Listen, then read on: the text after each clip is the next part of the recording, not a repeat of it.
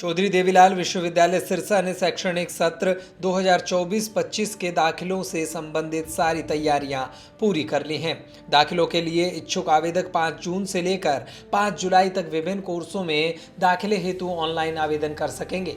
इस संबंध में विश्वविद्यालय के कुलपति प्रोफेसर अजमेर सिंह मलिक ने अपने कार्यकाल में आयोजित प्रेस कॉन्फ्रेंस को संबोधित करते हुए कहा कि चौधरी देवीलाल विश्वविद्यालय सिरसा केंद्र तथा राज्य सरकार सहित विश्वविद्यालय अनुदान आयोग की विभिन्न हिदायतों की अनुपालना करते हुए गुणवत्तापरक शिक्षा के क्षेत्र में प्रगति के नित नए आयाम स्थापित कर रहा है। उन्होंने कहा कि उच्चतर शिक्षा का यह मंदिर सिरसा तथा आसपास के युवाओं की ऊर्जा को सही दिशा में प्रदान करते हुए किताबी ज्ञान के साथ साथ विद्यार्थियों को व्यवहारिक रूप से दक्ष करने में महत्वपूर्ण भूमिका अदा कर रहा है।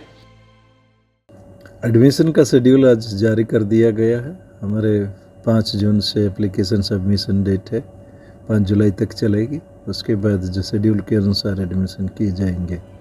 प्रोफेसर मलिक ने कहा कि शैक्षणिक सत्र 2024-25 से बैचलर ऑफ परफॉर्मिंग आर्ट्स के तहत थिएटर, टीवी तथा सिनेमा के प्रोग्राम प्रारंभ किए गए हैं, जिसमें 12वीं पास विद्यार्थियों के लिए 30 सीटों का प्रावधान किया गया है। इसके अतिरिक्त एमए समाज शास्त्र, पीजी डिप्लोमा इन योगा तथा certificate course in Punjabi course भी शुरू करने का फैसला विश्वविद्यालय प्रशासन ने लिया है।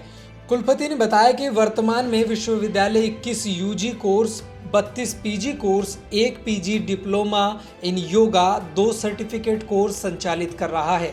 उन्होंने कहा कि कुछ वर्ष पहले जहां कैंपस में विद्यार्थियों की संख्या मात्र 2500 के आसपास थी, वर्तमान में कैंपस में विद्यार्थियों की संख्या 5600 और आने वाले समय में यह संख्या बढ़ाकर 6500 होने की उम्मीद की जा रही है और आने वाले समय में यह संख्या बढ़कर 6500 होने की उम्मीद है। कुलपति ने कहा कि चौधरी देवीलाल विश्वविद्यालय सिरसा ने नेशनल एजुकेशन पॉलिसी 2020 को प्रभावी ढंग से लागू करने में भी प्रदेश में अग्रणीय भूमिका निभाई है और प्रदेश के अन्य विश्वविद्यालयों के अनुकरणीय उदाहरण प्रस्तुत किए हैं। इस यूनिवर्सिटी में कोई भी किसी प्रकार की कोई फीस नहीं बढ़ाई गई है। एक नोटिफिकेशन, एक मीटिंग करके नोटिफिकेशन हुआ है कि एनईपी के तहत जो कॉलेज फीस ले सकेंगे उसकी एक लिमिट लगाई गई है, उसको डिसाइड किया गया है और वो सभी यूनिवर्सिटीज़ में सेम है। अगर सही कहें तो कुरुक्षेत्र यूनिवर्सिटी ने उसको निर्धारित किया था, सभी उसको मान रहे हैं। लेकिन हमारे स्टूडेंट्स को जो हमारे किसी कॉलेज में या किसी भी हमारे यूनिवर्सिटी में जो भी स्टूडेंट एडमिशन होगा वो वही फीस देगा जो पिछले साल वो दे रहा था। हमारी यूनिवर्सिटी की फ़ीस दूसरे किसी भी यूनिवर्सिटी से कम है और इसलिए दूसरी बात यह है कि सरकार की नीति है कि ज़्यादा से ज़्यादा, ख़ास तौर पर क्योंकि ये शिक्षा के क्षेत्र में पिछड़ा हुआ क्षेत्र है, तो ऐसे सरकमस्टांसेस में यहाँ पर फीस बढ़ाने के लिए सरकार भी हमें डिस्करेज करती है, ना बढ़ाएं हम, इस तरीके की बातें रहती है। कुलपति ने कहा कि चौधरी देवीलाल विश्वविद्यालय सिरसा ने नेशनल एजुकेशन पॉलिसी 2020 को प्रभावी ढंग से लागू करने में प्रदेश में अग्रणीय भूमिका निभाई और प्रदेश के अन्य विश्वविद्यालयों के लिए अनुकरणीय उदाहरण प्रस्तुत किया है।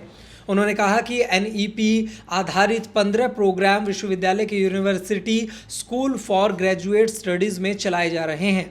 कुलपति ने कहा कि विश्वविद्यालय का डिजिटलाइजेशन का कार्य पूरा हो चुका है और विद्यार्थियों से जुड़े हुए सभी कार्य डिजिटल प्लेटफॉर्म पर विभिन्न ऐप्स का प्रावधान किया गया है।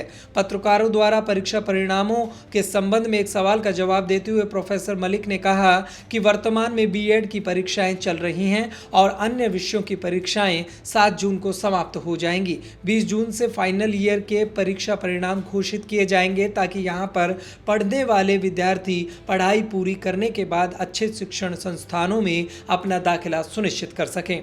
कुलपति ने कहा कि दीक्षांत समारोह की तैयारियां भी विश्वविद्यालय प्रशासन द्वारा की जा रही हैं। जैसे ही मुख्य अतिथि द्वारा समय मिलता है उसी वक्त जून या जुलाई में दीक्षांत समारोह आयोजित किया जाएगा। एवन हरियाणा के लिए सिरसा से निशा खन्ना की रिपोर्ट। लेटेस्ट वीडियोस के लिए अभी सब्सक्राइब करें A1 हरियाणा को और प्रेस करें बेल आइकन ताकि सभी अपडेट्स आपको मिले सबसे पहले।